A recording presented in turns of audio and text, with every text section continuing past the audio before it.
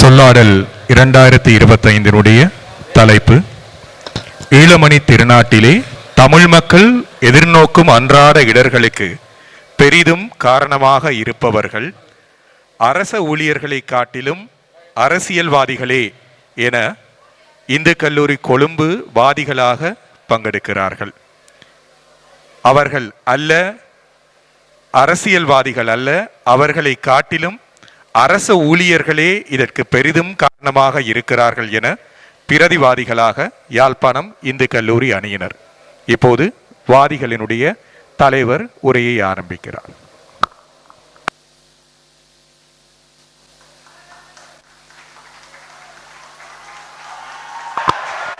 வாதிகளினுடைய தலைவர்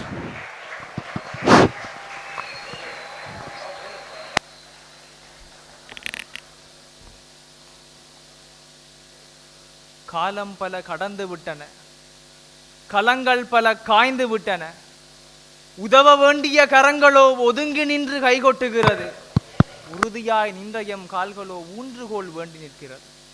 இலவு காத்த கிளி போல் வெளிச்சம் தேடி நிற்கிறோம். எம் ஒற்றை விளக்கும்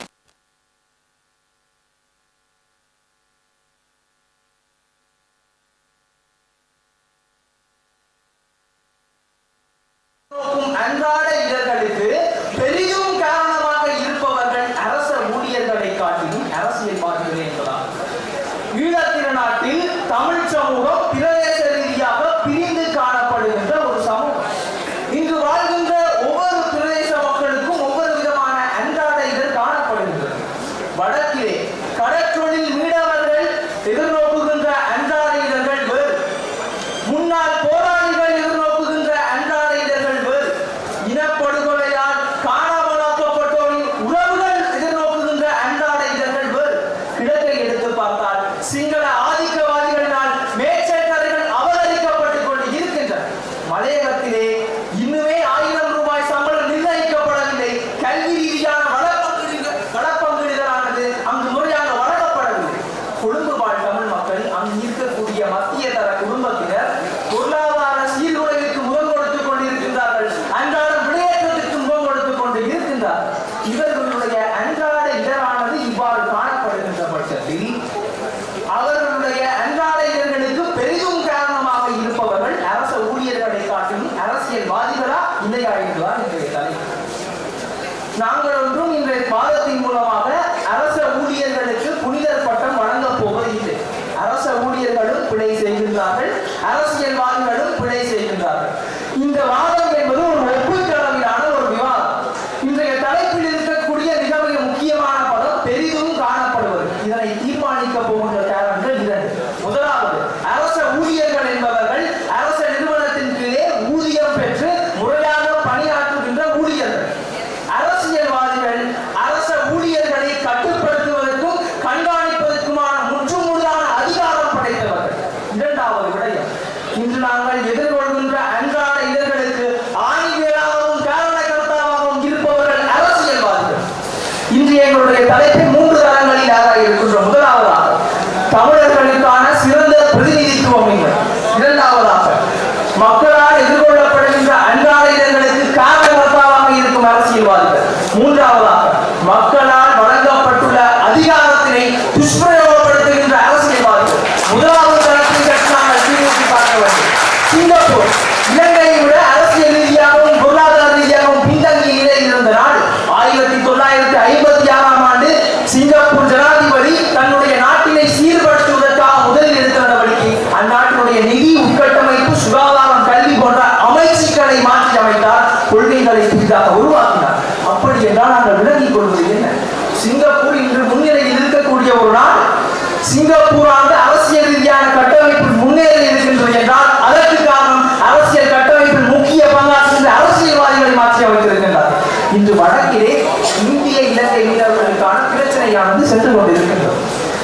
இந்தியாவிலிருந்து வருகின்ற இழுவரை படைகள் எங்கள் மீனவர்களுடைய மீன் வளங்களையும் வலைகளையும் சூறையாடிவிட்டு செல்கின்றன.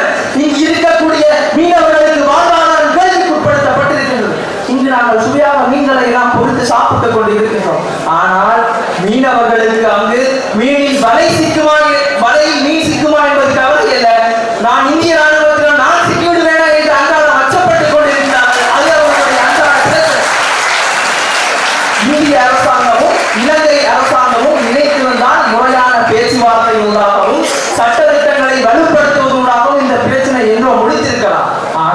மீடியாவினூடாக எங்களுக்கு கிடைக்கின்ற அனுகூலங்களுக்காகவும் அரசியல் லாபங்களுக்காகவும் இன்று வரை இந்த பிரச்சனையை முடிக்காமல் வைத்துக் கொண்டிருக்கின்றார்கள். எங்களுடைய பிரச்சனை அன்றாட இருளாக இன்று மாறி இருக்கின்றது என்றால் அதற்கு காரணம் அரசியல் மாறி. அடுத்ததாக மலையில பிரச்சனை நாங்கள் செய்து பார்க்க வேண்டும். இன்று எங்களுடைய தினசரி வாழ்க்கை செலவு என்பது 5000 தொடக்கம் 10,000 வரை சென்று கொண்டிருக்கின்றது. ஆனால் இன்றுமே மலையக தோட்ட தொழிலாளர்களுக்கு ஒரு நாள் சம்பளம் 1000 ரூபாயாக மாற்றம் அடையவில்லை என்றால் அவர்களுடைய நிலைமையை சற்று நாங்கள் சிந்தித்து பார்க்க வேண்டும். ரப்பர் காடுகளிலும் தேயிலை தோட்டங்களிலும் அங்கு இருக்கக்கூடிய தோட்ட தொழிலாளர்கள் அட்டைகளால் உறிஞ்சப்பட்டு தங்களுடைய உடலுழைப்பை வழங்கி பொருளாதாரத்திற்கு வழங்கி கொண்டிருக்கின்றார்கள். அங்கு உறிஞ்சப்படுவது அட்டைகள் அல்ல, முதலாளிகளும் தமிழ் அரசியல்வாதிகளும் தோட்ட தொழிலாளர் ரத்தத்தை உறிஞ்சிக் கொண்டு இருக்கின்றார்கள். அடுத்ததாக இந்த மலையக மக்களுடைய அன்றாட இடர்களை மலையக அரசியல்வாதிகள் என்றோ முடித்திருக்கலாம். கம்பெனி முதலாளிமார்களுடன் சண்டையிட்டு இந்த பிரச்சனை முடித்திருக்க வேண்டும். ஆனால் அவர்கள் கம்பெனி முதலாளிமாருடன் சண்டையிட சொன்னால் சக்தி தொலைக்காட்சியில் உகுதிகா பாலகுமார் என்று தங்களுக்கு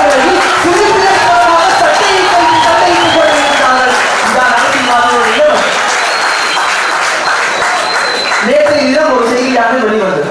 அதாவது அறக்கலை போராட்டத்தில் பொது சொத்துக்கள் நாசமாகிவிட்டது என அரசியல்வாதிகள் தங்களுடைய சொத்துக்களுக்காக 120 கோடி ரூபாய் அரசாங்கத்திற்கு நட்டையீடாக பெற்றிருக்கின்றார்கள். இது அவர்களுடைய பட்டியல். தங்களுடைய சொத்துக்கள் அழிந்து விட்டது என்று 120 கோடி ரூபாய் சட்டையீடாக வாங்க தெரிந்த அவர்களுக்கு இன்றும் மலையக மக்கள் 10க்கு 10 நயக்குடியிருப்பில் வாழ்ந்து கொண்டிருக்கிறார்கள். அவர்களுடைய நயக்குடியிருப்பு தலைவீடாக மாற்றுவதற்கு அப்படி என்றால் எங்களுக்கு வந்தால் புத்தம், எங்களுக்கு வந்தால் தக்காளி சட்னியா என்பதுதான் இன்றைய அரசியல்வாதிகளுடைய ஆக இறுதியும் கூறிக்கொள்வதை விடுவதுதான் அரசியல்வாதிகள் பிரச்சனைகளை தீர்க்க வேண்டிய எங்களுடைய பிரதிநிதிகள் அவர்கள் பிரச்சனையை தீர்க்காமல் தங்களுடைய அரசியல் லாபத்திற்காகவும் தங்களுடைய வாக்கு வங்கிகளை நிறைத்துக் கொள்வதற்காகவும் எங்களுடைய அடிப்படை பிரச்சனையை அன்றாட இரண்டாக மாற்றி வைத்திருக்கின்றார்கள். ஆக ஈழமலை திருநாட்டில் தமிழ் மக்கள் எதிர்நோக்கும் அன்றாடியர்களுக்கு முற்றுமுழுதாக பெரிதும் காரணமாக இருப்பவர்கள் அரசியல்வாதிகள் என்று கூறி நன்றிகள்.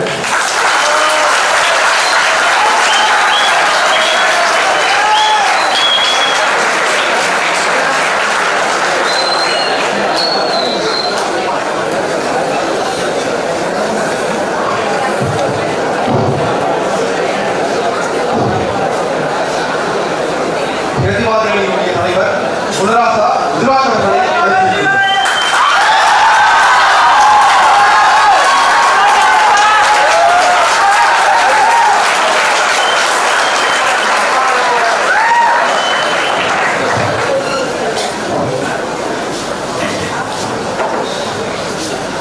இந்த மண்ணை போர் தப்பி துப்பி 16 வருடங்கள் மறந்தோடிவிட்டன. இதற்குள் 7 சொல்லாடல் முடிந்துவிட்டது. நடந்தது என்ன, நாம் பெற்றது என்ன?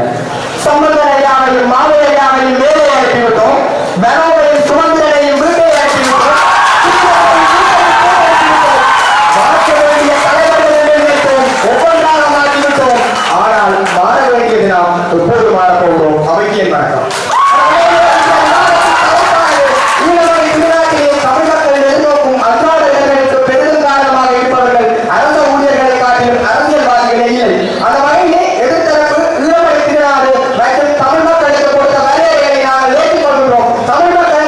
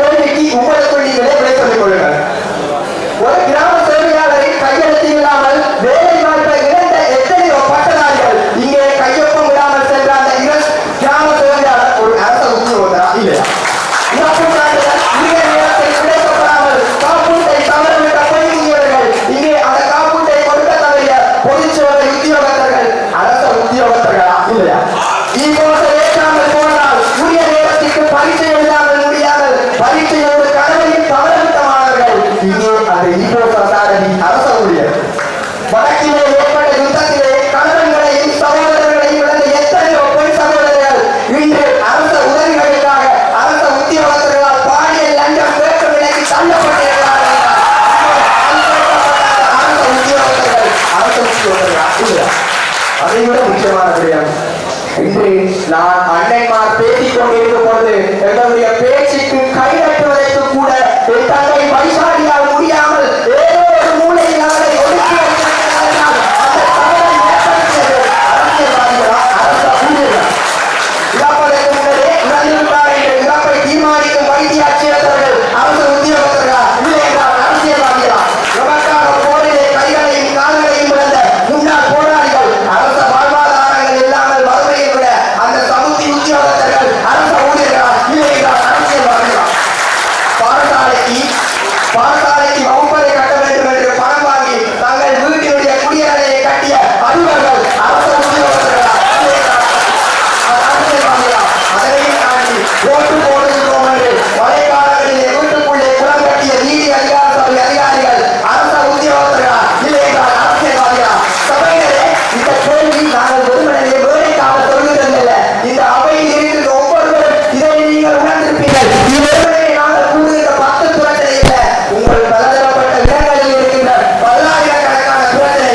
நாங்கள் இத்தனை காலமும் எங்களுடைய அரசியலில் தமிழ் தேசியத்துக்குள் மட்டும் முடக்கி இருந்து கொண்டிருந்ததால் மக்கள் அன்றாடம் எதிர்நோக்குகின்ற பிரச்சனைகளை நாங்கள் தவிர்க்கிறோம்.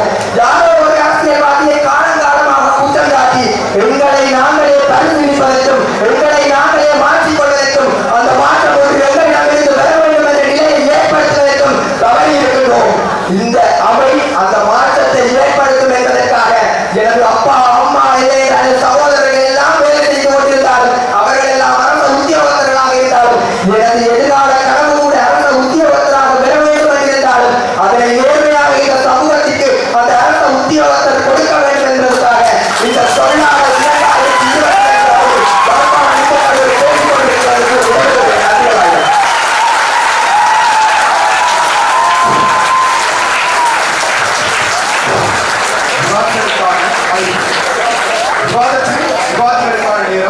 5 நிமிடம். அந்த வகையில் 4 நிமிடம் 30 செகண்ட்களில் உங்களுக்காக சமச்சையாக பச்சை நிறம் காட்டப்பட்டது. அதன் பின்னர் 5 நிமிடத்தில் சிவப்பு நிற சமச்சை காட்டப்பட்டது.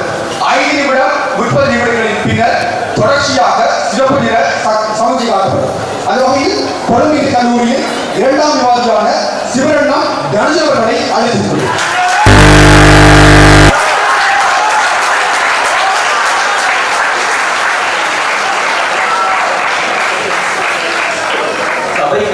சபைக்கு வந்தனங்கள். இன்று யாப்பை எடுத்து பார்த்து அரசு ஊழியர்களுக்கு அழகான வரைவிலக்கணம் தெரிந்த எங்கள் இதனை என்பு சகோதரர்களுக்கு கொஞ்சம் 200 பக்கம் முன்னுக்கு வந்திருந்தால் தெரிந்திருக்கும். அதில் யார் யார் வரையறுக்கப்பட்டிருக்கின்றார்கள் கூறியிருந்தார்கள். சமுத்தி உத்தியோகத்தர்கள், வைத்தியர்கள், அதிபர்கள், கிராம சேவையாளர்கள் என்றார். அவர்களை எல்லாம் கண்காணிக்க வேண்டியது யார்? பகிரங்க சேவைகள் ஆணைக்கு போலீஸ் உத்தியோகத்தர்கள்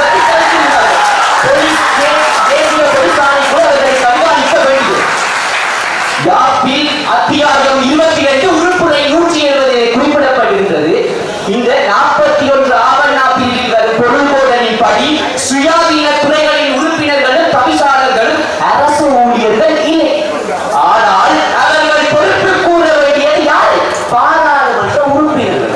பாராளுமன்ற உறுப்பினர்கள் யார்? உங்கள் அரசியல்வாதி.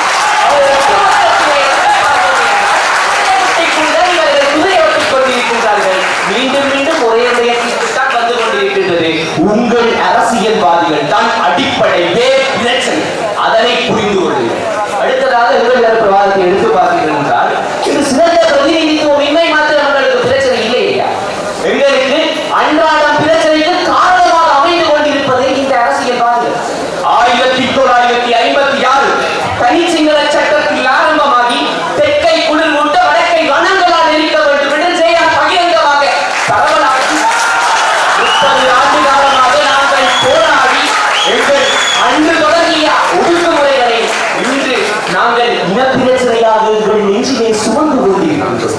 காணி உரிமை வேண்டும், காணாமலாக்கப்பட்ட உறவுகள் வேண்டும், எங்கள் முன்னாள் போராளிகளுக்கு நீதி வேண்டும் என்று எங்களை உடலளவிலும் உலகிலும் பாதிக்க வைத்தது யார்? அதை இன்று வரை நீடிக்க வைத்தது யார்? உங்கள் அரசு ஊழியரா இல்லை அரசியல்வாதிகளா? அதையோடு உங்களுக்கு அனைவருக்கும் தெரிந்தவர்கள் யாரிடத்தில் தவறு செய்திருக்கிறார்கள். பங்காளரை வாழ வைக்கும் தமிழர்களுக்கே இன்று வாழ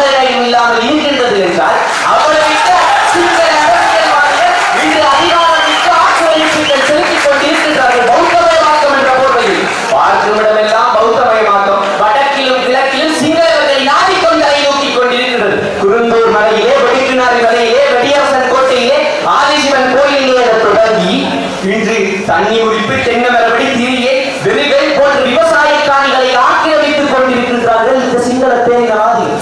இன்று விவசாயிகளாக இருக்கின்ற அவர்களின் பொருளாதாரம் பாதிக்கப்பட்டுக் கொண்டிருக்கின்றது. காணி உரிமைகளாக இருக்கின்ற அவர்களுக்கு தங்கள் பூர்வீக நிலங்களை அபகரித்துக் கொண்டிருக்கிறார்கள். தாங்கள் தாயகத்திலாக இருக்கின்றோம் என்ற பிரச்சனை ஏற்பட்டுக் கொண்டு அந்த அச்சம் உருவாகின்றது என்றால் இன்று அவர்களுக்கு அந்த அன்றாட பிரச்சனை உருவாகி இருக்கின்றது என்றால் காரணம் தான் அங்கு சிங்கள பேரினவாதிகள் தொல்பொருளாய்வு என்ற போர்வையை நடத்தி கொண்டிருக்கின்ற ஆட்டம். இன்று அவ்வாறுதான் இந்த காணிகள் சூறையாடிப்பட்டுக் கொண்டு வருகின்றன. அடுத்ததாக வடக்கில் மாத்திரமில்லை, எல்லத்தில் மேய்ச்சல் தரை பிரச்சனைகள் காணப்பட்டுக் கொண்டிருக்கின்றது. மயிலத்தமடு, மாதவனை போன்ற பிரதேசங்களில் சிங்கள ஆக்கிரமிப்பாளர்கள் ஆக்கிரமித்துக் கொண்டிருக்கின்றார்கள் மேய்ச்சல் தரைகள். இன்று கால்நடைகளை போன்று குவித்துக் கொண்டு போர் விவசாயிகளை வைத்துக் கொண்டு காணிகளை வென்றெடுத்துக் கொண்டும் இருக்கின்றார்கள். காரணத்தை எடுத்து பார்த்தால் உயர் நீதிமன்றத்தால் ஏற்கனவே 2013ஆம் ஆண்டு அது எங்களுடைய காணிகள் என்று ஏற்கனவே சொல்லிவிட்டார்கள். அதையும் மீறி இன்று மகாவலி அதிகார சபையின் திட்டம் என்று நீர்ப்பாசன அமைச்சின் கீழ் கொண்டு வந்து அந்த நிலங்களை ஆக்கிரமித்துக் கொண்டிருக்கின்றார்கள். புனித திசாநாயகர், காமினி விஜயமுனி, சமல் ராஜபக்ச, ரோஷான் ரத்துங்கடி எத்தனையோ பேர் நீர்ப்பாசன அமைச்சர்களாக மாற்றம் பெற்று விட்டார்கள். அப்படி இருந்தும் இந்த பிரச்சனையை யாரும் கண்காணிக்கவில்லை என்றால் யார் அரசு ஊழியர்களா இதற்கு பொறுப்பு? நீங்களே பதில் கூறுங்கள். உங்கள் மனச்சாட்சியை பற்றி சிந்தித்து பாருங்கள்.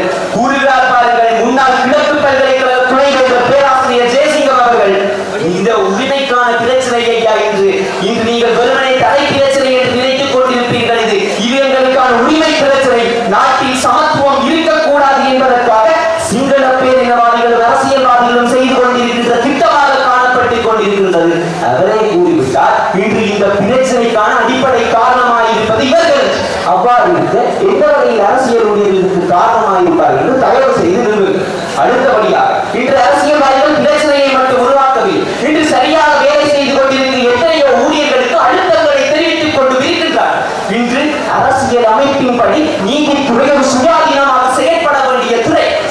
ஆனால் இன்று 2013ஆம் ஆண்டு சிராணி பண்டாரநாயக் அவர்கள் தனிப்பட்ட பிரச்சனைக்காக அன்றாட ஜனாதிபதியாக தூக்கி நடத்தினார். இன்று அவர்கள் பதவி விலகி இருக்கிறார்கள். இவர் யார் என்று எடுத்து பார்த்தால் இலங்கையின் பிரதம நீதி அரசர். இன்று நீதித்துறையின் அதிகபட்ச அதிகாரத்தையே மாற்றக்கூடிய சூழ்நிலையை கொண்டிருப்பது அரசியல்வாதிகள் என்றால் கொலைகாரன் என்றார்கள், கொள்ளையடித்தால் கொள்ளைக்காரன் என்றார்கள், பெண்ணை இன்சித்தால் காமுவன் என்றார்கள். அனைத்தையும் செய்தார், தரமாக செய்தார். அவன்தான் அரசியல்வாதி. ஒட்டுமொத்தமாக அதை வைத்து அரசியல் செய்கின்றார்கள். அதை வைத்து அரசியல் செய்யும் சுத்தாகவும் அழிந்து கொண்டிருக்கிறார்கள்.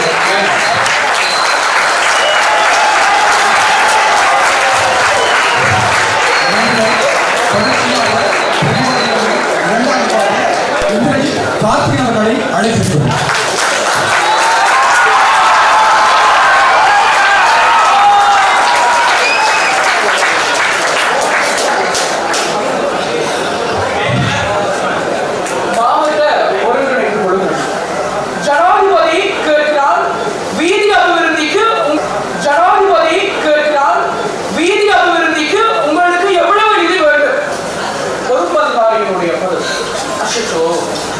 மாகாணத்திடம் கேட்க வேண்டும்.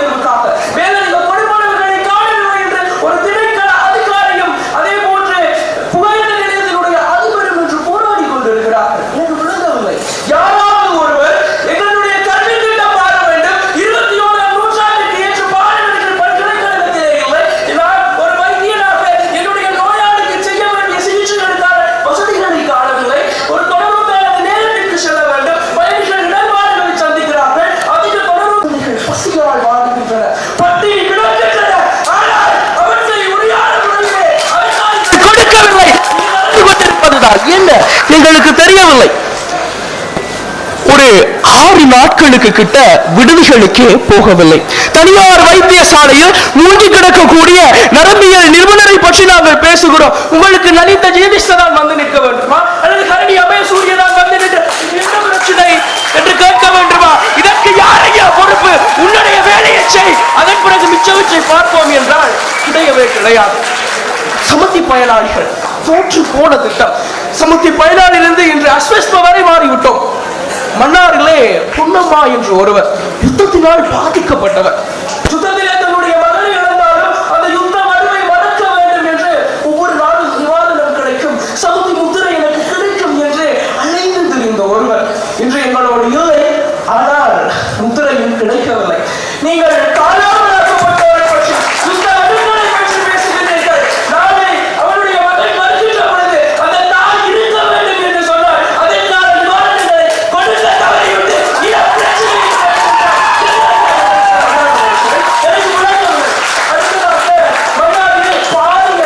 போராட்டங்களை நடத்தினார்கள், நுழையாய்வு செய்யுங்கள் என்று. ஆனால் எதுவுமே இங்கு இடம்பெறவில்லை. அம்பாறையிலே கடல் தொழிலாளர்கள் வாழ்வியலை துளைத்து நிற்கின்றோம்.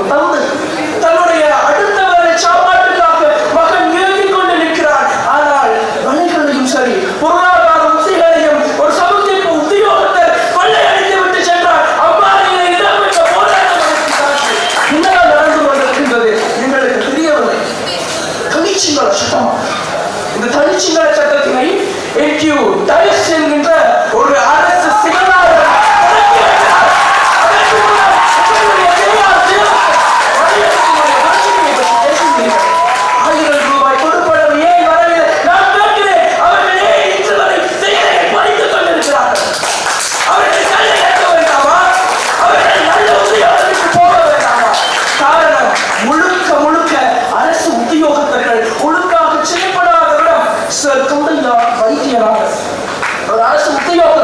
என்ன செய்கிறார் தெரியுமா? மலையகத்தினுடைய பிரஜா உரிமையை பறியுங்கள் என்று காட்டம் தெரிவிக்கின்றார். இன்று அஸ்வஸ்ம பிரச்சனை, ஒரு வவுனியாவிலே மொழி பிரச்சனைகள் தொடங்கி அனைத்திலும் இன்று மோசடிகள் இடம்பெற்றிருக்கின்றது என்று சொன்னால் இங்கு நடந்து கொண்டிருப்பவை தான் என்ன? சுண்ணாம்புக்கள் அகழ்வு இடம்பெறுகின்றது. அதனூடாக என்னுடைய சந்திரசேகர் சொல்கின்றார், சுண்ணாம்புக்களை அகழ்ந்தவர்களை விட இங்கு நாங்கள் பாரியதாக குற்றம் சுமத்த வேண்டியது யாரிடம் என்று கேட்டால் இங்க இருக்கக்கூடிய அரசு உத்தியோகத்தர்களுடைய அர்ப்பணிப்பில்லாத செயற்பாடும் அசண்டையினமும் தான் காரணம் என்கிறார். 170 உத்தியோகத்தர்களை தங்களுடைய புனிதமான அந்த தாபன விதிக்கோவையினுடைய ஓட்டைகளை பார்த்துவிட்டு வந்து பணிப்பின் கட்டாயத்தின் பெயரிலே சம்பளம் இல்லாமல் வேலை செய்யுமாறு வற்புறுத்தி கையெழுத்து வாங்கக்கூடிய வைத்திய பணிப்பாளர்கள் இருக்கின்ற இடத்திலே எங்களினுடைய அன்றாட பிரச்சனை என்று நாங்கள் எதனை கருதி நிற்கிறோம் என்று சொன்னால் இவ்வாறான பிரச்சனைகளைத்தான். இதனை விட மிகப்பெரியதொரு விடயம், என்னுடைய அம்மா என்னுடைய அப்பா எல்லோருமே இவ்வாறானவர்கள் தான் என்பதுதான் நிதர்சனம். எல்லாவற்றையும் விட்டு விடுவோம் சகோதரர்களே. ஒரே ஒரு விடயம்தான், ஏதாவது ஒரு பிரச்சனை என்று போய் நின்று பாருங்கள். சமூக வலைத்தளங்களிலே ஒரு குரங்கு பொம்மை ஒன்று இருக்கிறது. எவ்வாறு என்று கேட்டால் அவ்வளவுதான். அந்த மௌனம் பிரச்சனைகளுக்கு காரணம். நன்றி, வணக்கம்.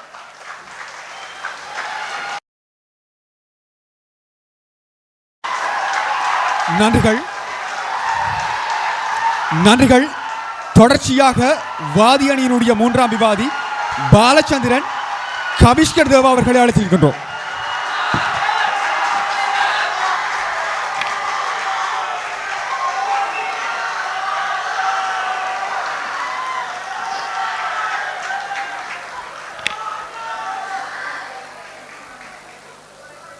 நந்தவனத்தில் ஓராண்டி அவன் 4 மாதமாய் குயவனை வேண்டி கொண்டு வந்தான் ஒரு தோண்டி, அதை கூத்தாடி கூத்தாடி போட்டுடை தாண்டி.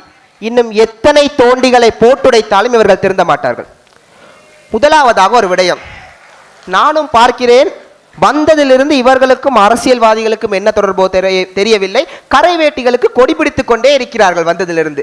இவர்களை போன்ற ஆட்களினால் தான் கரை வேட்டிகள் இன்று வரை கரை பிடிந்தவர்களாகவே இருந்து கொண்டிருக்கின்றார்கள். அழகாக வருவோம். முதலாவதாக இன்று சில விடயங்களை நாங்கள் புரிந்து கொள்ள வேண்டும். கொழும்பு தமிழன் தானே, உனக்கு என்ன பிரச்சனை என்று கேட்பீர்கள். விலைவாசி ஏற்றத்தால் சாப்பிடவே வழி இல்லாமல் நிற்கின்றோம். இதற்கெல்லாம் யாரு பொருளாதார கொள்கைகளை நாட்டுக்குள் கொண்டு வரத? அரசியல்வாதிகள். உரத்தடியை விதிக்கின்றார்கள், அவர்கள் இஷ்டத்துக்கு கொள்கைகளை மாற்றுகிறார்கள். யாரை கேட்டதெல்லாம் செய்கிறார்கள் என்று எனக்கு என்றால் தெரியவில்லை. அப்பொழுதுதான் எனக்கு ஒரு பதில் கிடைத்தது. அரசியல்வாதிக்கு இருக்கும் அளவு கடந்த அதிகாரம் தான் அவர்களை இதை செய்ய வைக்கின்றது. முதலாவதாக பாருங்கள், இன்று அழகாக இவர்களுடைய கோணத்திற்கு வரும் மக்களின் அன்றாட இடர்களும் அதனுடன் நெருக்கமாக இருக்கும் அரசு ஊழியர்களும் என்றார்கள். மதிப்புமிக்கவர்களே, நெருக்கமாக இருந்து 500 ரூபாய் கொள்ளையடிக்கும் அரச ஊழியர்களை நீங்கள் பார்க்கின்றீர்கள். அந்த ஒட்டுமொத்த 500 ரூபாயிலும் 50% கமிஷன் வாங்கும் அரசு யார் பெரிய குற்றவாளி என்று கூறியிருந்தோம். அவர்கள் கூறியிருந்தார்கள் எல்லாத்துக்கும் அரசியல்வாதிகள் தான் காரணம் என்று. நான் போய் ஜிஎஸ்டிடம் சைன் வாங்குவதற்கு சுமந்திரன் ஐயாவும் ஸ்ரீதரன் ஐயாவும் தான் காரணம் என்றால், அவர் எனக்கு சைன் வைத்து தராமல் இருப்பதற்கு காரணம் என்றால், சுமந்திரன் ஐயா ஸ்ரீதரன் ஐயா மட்டுமல்ல, அவர்களுடைய பிள்ளைகளையும் சேர்த்து அரசியல்வாதிகள் ஆக்கினால் மட்டும்தான் முடியும். நாங்கள் பிரச்சனைகளை கண்டெடுப்பதற்கு பின்னர் எதற்கையா ஒவ்வொரு ஆணைக்குழுக்கள் என்று நியமித்து அதனூடான அரசு அதிகாரிகளை நியமித்து எங்களுடைய பிரச்சனைகளை பற்றி நாங்கள் பேசிக் கொண்டிருக்கின்றோம். அந்த வகையிலே நாங்கள் அரசு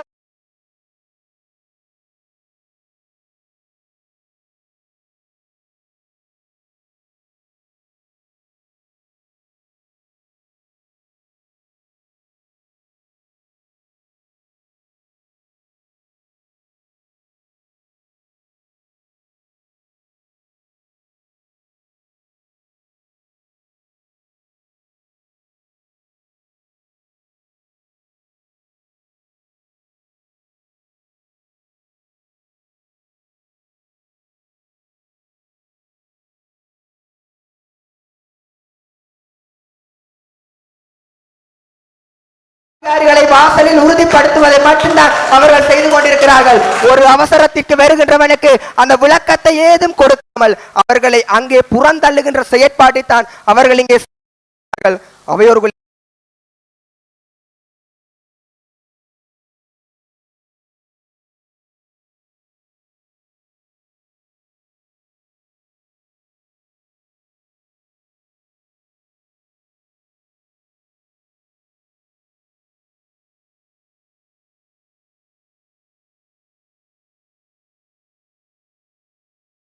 அரசியல்வாதிகளுக்கு இடையிலான இடைவெளியும் அரச ஊழியர்களின் நெருக்கமும். இரண்டாவது வியூகம், அரசியல்வாதி எனும் கண் துடைப்புக்கு பின்னால் ஒளிந்திருக்கும் அரச உத்தியோகத்தர்களும் அவர்களின் கடமை தவறலும். மூன்றாவது வியூகம், அரசியல்வாதிகளின் 5 ஆண்டு கால வரையறுக்கப்பட்ட காலத்தவணையும் அரச ஊழியர்களின் சாகாவரமும். நான்காவது வியூகம், இனப்பிரச்சனை தீர்ந்தாலும் அன்றாட பிரச்சனை தீராது. ஐந்தாவது வியூகம், நாட்டின் சட்டவாக்கத்தால் கொண்டு வரப்பட்ட திட்டங்கள் அரச ஊழியர்களால் தோல்வியடைந்த நிலை என்ற 5 வியூகங்களின் அடிப்படையில் எங்களுடைய வாதத்தை நாங்கள் முன்வைத்திருந்தோம். நீங்கள் கூறுகின்றீர்கள் இனப்பிரச்சனை தான் எங்களுடைய முக்கியமான பிரச்சனை என்றால், நாளைக்கே உங்களுக்கு தனிநாடு வருகின்றது. நாளைக்கே உங்களுக்கு தனிநாடு வருகின்றது என்றால் நான் போய் 1 மணி நேரத்திலே ஜிஎஸ்டியினுடைய சைனை பெற்றுவிட்டு வர முடியுமா? இல்லை என்றால் அரச ஆவணங்களையும் அரச கடமையும் தித்திரவேலையும் நாங்கள் எடுத்துக்கொண்டு வர முடியுமா என்பதை இந்த அவையிலே நாங்கள் கேள்விகளாக முன்வைத்திருக்கிறோம். சகோதரர்களே, அரசியல்வாதிகள் வெறுமனவே அவர்களை ஒன்றிணைக்கின்ற ஒரு தரப்பு.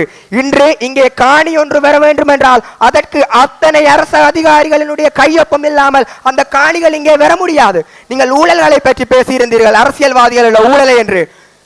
ஒரு திரைசேரியில் இருந்து வருகின்ற பணம் அந்த அமைச்சினுடைய செயலாளரையும் அதற்கு கீழ் இருக்கின்ற அதிகாரிகளையும் தாண்டி எவ்வாறு ஒரு அரசியல்வாதியால் கொள்ளையடிக்க முடிகின்றது? நீங்கள் உங்களுடைய வயிற்று பைகளை நிரப்பிக் கொள்வதற்காக அதே அரசியல்வாதிகளுடன் துணை நிற்கின்ற செயற்பாட்டை எதிர்த்தரப்பு விளங்கிக் கொள்ளவில்லை. அதனையும் தாண்டி அரசியல்வாதிகளை தாண்டி அரச உத்தியோகத்தர்கள் மிகவும் சக்தி வாய்ந்ததாக இருப்பதற்கு காரணம் அவன் படித்தவன் ஐயா.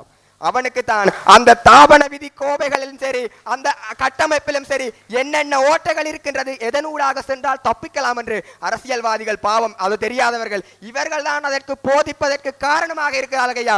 இறுதியாக ஒரு விடயத்தை கூறி நான் முன்வைக்கின்றேன். அவர்கள் எங்களுடைய வடக்கு கிழக்கிலே எங்களுடைய மீனவ பிரச்சனை தொடர்பாக பேசியிருந்தார்கள். இராணுவத்திடம் மாட்டுப்படுகின்றார்கள் என்று. நீங்கள் தானேயா ஒரு பயங்கரவாத குழுவையே அழித்ததென்று உங்களுடைய யுத்த வெற்றிவாதத்திலே கூறிக்கொண்டிருந்தீர்கள். ஒரு கடற்படை இருந்த, விமானப்படை இருந்த, காலாட்படை இருந்த ஒரு பயங்கரவாத அமைப்பை நீங்கள் தடுத்தீர்கள்.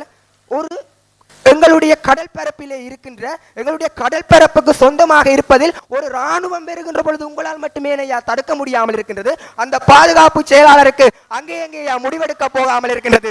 சகோதரர்களே, நீங்கள் காலம் காலமாக இந்த மேடைகளை கழுவியூத்தி பாவம் அந்த ஆட்டோக்கார தம்பிகள் போல எங்களுடைய அரசியல்வாதிகளை கழுவி கொண்டிருக்கிறீர்கள். ஆனால் அதனையும் தாண்டி உள்ளே அடிப்படையில் மாற வேண்டிய நீங்கள் மட்டுமல்ல, எங்கள் தரப்பிலும் எங்கள் வீடுகளிலும் இருக்கிற அரச ஊழியர்கள் ஒவ்வொருவர்களும் எதற்கும் ஆமா போடாமல் அந்த வேலைகளை மக்களின் நினைவு கொண்டு செய்வார்களாக இருக்கின்றால் இந்த கிளீன் ஸ்ரீலங்கா எங்களுடைய அரச உத்தியோகத்தர்களில் இருந்தே தொடங்கும் என்று கூறி விடைபெறுகிறேன். நன்றிகளாயிரம். தற்போது வாதிகள் அணியினுடைய தொகுப்புரை இடம்பெற காத்திருக்கின்றது.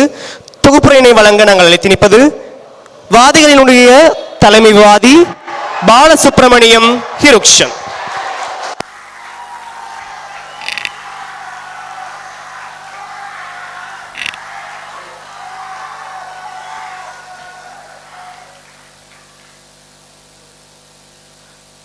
தீபாவளிக்கு தீர்வு வரும் என்றார்கள். பொங்கல் விழாவுக்கு நடிகைகள் வந்தார்களே ஒழிய தீர்வு இன்னும் வரவில்லை. வடமாகாண சபைக்கு வந்த நிதியினை அப்படியே திருப்பி அனுப்பினார் வடமாகாண முதலமைச்சர். ஆனால் கர்ணமகாராசரை போன்று விதவைகளுக்கு வாழ்வளிப்பேன் என்று பார் லைசன்ஸ்களை வாரி வழங்குகின்றார். இது மட்டுமல்ல, மலையக மக்களுக்கு 1000 ரூபாய் சம்பளம் கிடைக்கவில்லை என்றால் தீக்குளிப்பேன் என்று வடிவேல் சுரேஷ் அவர்கள் பகிரங்கமாக பேட்டி அளிக்கின்றார். அவர் இன்று வரை இறந்த பாடில்லை. இதிலிருந்து புலப்படுவது என்னவென்றால், இந்த அரசியல்வாதிகளினுடைய நிலைமைகளை அறிந்துதான் எங்களுடைய தமிழ் இளைஞர்கள் சென்ற பாராளுமன்ற தேர்தலிலே புதிய பாராளுமன்ற உறுப்பினர்களை பாராளுமன்றத்திற்கு அனுப்பி வைத்தார்கள். எங்களுடைய தமிழ் இளைஞர்களுக்கு தெரிந்த விடயம் இந்த 3 பள்ளி மாணவர்களுக்கு தெரியவில்லை. அடிப்படை பிரச்சனை இங்குதான் இருக்கின்றது.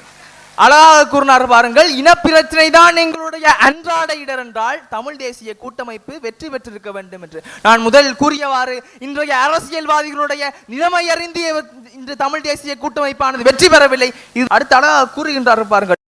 இந்த வாதத்தினுடைய கதாநாயகரை இந்த 3ஆம் விவாதி தான். அழகாக கூறினார் பாருங்கள், இனவாதம் என்பது அன்றாட பிரச்சனையா என்று கேட்டிருந்தார். எனக்கு 5 கேள்விகள் இருக்கின்றது. முதலாவது, அரசாங்கத்தால் பிடுங்கப்பட்ட காணிகள் அனைத்தும் தமிழர்களுக்கு வழங்கப்பட்டு விட்டனவா? அடுத்ததாக, அதிமேதகு ஜனாதிபதியான அனுரகுமார திசாநாயக்க யாழ்ப்பாணத்திற்கு வருகை தருகின்ற நேரம் மாத்திரம் விடுவிக்கப்பட்ட இராணுவ முகாம்களானது வடக்கிலும் கிழக்கிலும் நிரந்தரமாக அழிக்கப்பட்டு விட்டனவா? மூன்றாவது, சேனல் 14 மூலமாக கிளம்பிய சர்ச்சைகள் அனைத்திற்கும் நீதி கிடைத்து விட்டனவா? இந்த 3ற்கும் விடையானது ஆம் இல்லை என்றால் ஒரு விடயத்தை நாங்கள் புரிந்து கொள்ள வேண்டும். இன்றும் இனப்பிரச்சனை எங்களுடைய அன்றாட பிரச்சனையாக இருந்து கொண்டுதான் இருக்கின்றது. ஒரு விடயத்தை புரிக்க வேண்டும், எங்களுக்கு நீதிகள் இன்னும் கிடைக்கவில்லை. காணாமலாக்கப்பட்டோர் உறவுகளுக்காக இன்றும் எங்களுடைய தாய்மார்கள் வாசலை விழிவைத்து பார்த்து கொண்டிருக்கின்றார்கள். அவர்களுடைய உளவியல் பிரச்சனை இந்த 3 பள்ளி மாணவர்களுக்கு தெரியவில்லை கூறுகின்றார்கள். அழகாக அரசியல்வாதிகளானவர்கள் கல்வி கற்றவர்கள் என்று. அரசியல்வாதிகள் கல்வி கற்கவில்லையாம், அதால் அவர்களுக்கு மோசடி செய்ய தெரியாதாம். அரசு ஊழியர் கல்வி கற்றவர்களாம். இந்த ஓடி விளையாடு பாப்பா என்று விளையாடி கொண்டிருந்த அரசியல்வாதிகள் தான் 11 ஊழல் மோசடி வழக்கிலே சிக்கிக் கொண்டு இருக்கின்றார்கள். நீங்கள் கூறுகின்ற கல்வி கற்காத பாப்பாக்களாக இருக்க அரசியல்வாதிகள் தான் இந்த ஊழல்களை செய்திருக்கின்றார்கள். அப்படி என்றால் பிரச்சனை எங்கு இருக்கின்றது? அரசு ஊழியர்கள். அரசு ஊழியர்கள் 5க்கும் 10க்கும் 500க்கும் 1000க்கும் லஞ்சம் செய்து கொண்டிருக்கின்றார்கள். அரசியல்வாதிகள் கோடிகளில் ஊழலை செய்து கொண்டிருக்கின்றார்கள். அனைத்தும் யாருடைய பணம்? மக்களினுடைய பணம். தமிழ் மக்களினுடைய வளங்களை சூறையாடி கொண்டிருக்கின்றார்கள் அரசியல்வாதிகள். அடுத்ததாக ஒரு விடயத்தை கூறினார் பாருங்கள். அதாவது சென்ற சொல்லாடலே, அதாவது 2023 சொல்லாடலே ஒரு விடயத்தை கூறினார்களாம். அரசு ஊழியர்களுக்கு IMF ஆனது அரசு ஊழியர்கள் சும்மாக சம்பளங்களை வழங்க வேண்டாம் என்று கூறினோமாம்.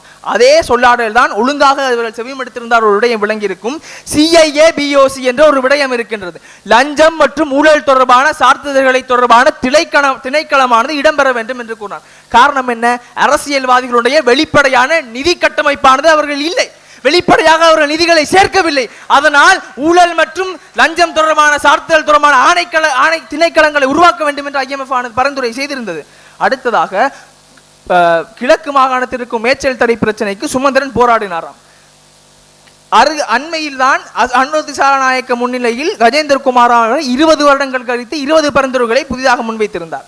அந்த 20 பரிந்துரைகளிலுமே கிழக்கு மாகாணத்தில் இருக்கக்கூடிய மேய்ச்சல் தடை பிரச்சனை குறிப்பிடப்படவில்லை. காரணம் என்ன? இங்கு அரசியல்வாதிகளுடைய ஆதிக்கத்தினாலும் சிங்கள பேரினவாத அரசியல்வாதிகளாலும் எங்களை பிரதிநிதித்துவப்படுத்துகின்ற அரசியல்வாதிகள் வாய்ப்பொத்தி கைகட்டி நின்று கொண்டிருக்கின்றார்கள். அதை அறிந்துதான் தமிழ் இளைஞர்கள் பாராளுமன்றத்தில் புதிய பெறுபர்களை காண்பதற்காக திட்டங்கள் இறங்கினார்கள்.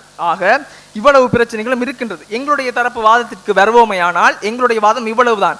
ஒரு அரசியல்வாதி என்போன் தமிழர் சிறுபான்மையினத்தினையும் பெரும்பான்மையினத்தையும் பிரதிநிதித்துவப்படுத்தி நாங்கள் கைகளில் அதிகாரங்களை கொடுத்து அனுப்புகின்றோம். அவ்வாறு அதிகாரம் பெற்றிருக்கக்கூடிய அரசியல்வாதியானவன் தமிழர்களுடைய பிரச்சனையை பிரதிநிதித்துவப்படுத்த வேண்டும். தமிழர்களுடைய பிரச்சனையையும் தமிழ் மக்களுடைய இடர்களையும் தீர்ப்பதற்கான வழிவகைகளை பாராளுமன்றத்தில் பேச வேண்டும். அதற்கு தான் அமைச்சு பதவிகள் இருந்து கொண்டிருக்கின்றது. அழகாக நாங்கள் அரசியலமைப்பு உதாரணம் காட்டினோம். நாங்கள் பல ஆய்வாளர்களையும் பல விடயங்களை குறிப்பிட்டு கூறியிருந்தோம். பல நிதர்சன ஆதாரங்களை முன்வைத்திருந்தோம். இவர்கள் முன்னும் நடைமுறை ஆதாரங்களை கூறுகின்ற என்று பிதற்றிக் கொண்டே இருந்தார்கள். ஒரு சுழலுக்களை சிக்கிக் கொண்டிருந்தார்கள். எங்களுடைய கோணங்கள் 3 தரங்கள் அறியப்பட்டிருந்தது.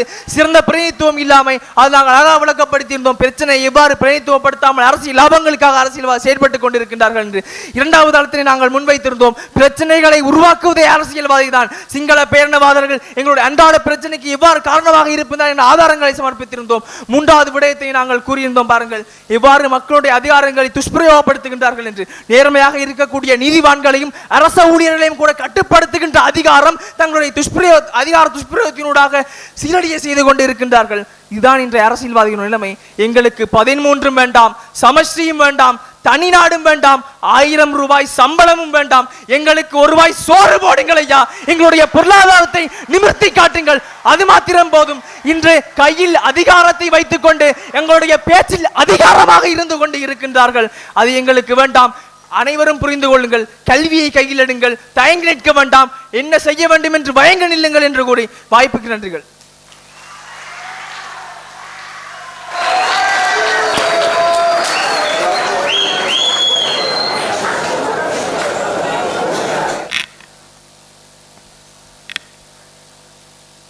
தற்போது சொல்லாடல் 2025 விவாத சுற்று போட்டி இனிதே நிறைவுக்கு வருகின்றது. இந்த சொல்லாடல் 2025 ஆண்டுக்குரிய களத்தினுடைய நாயகர்களை தங்களுக்கென்று வழங்கப்பட்ட ஆசனங்களில் அமருமாறு கேட்டுக்கொள்ளப்படுகின்றார்கள்.